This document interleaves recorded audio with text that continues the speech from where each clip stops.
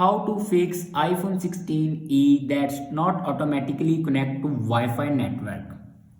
So let's start the video. First of all, open settings.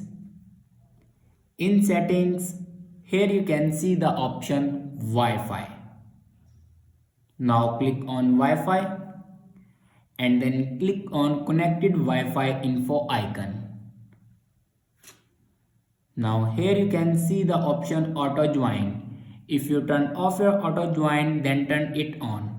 After turning on your auto join, it will be automatically connect to your Wi-Fi network.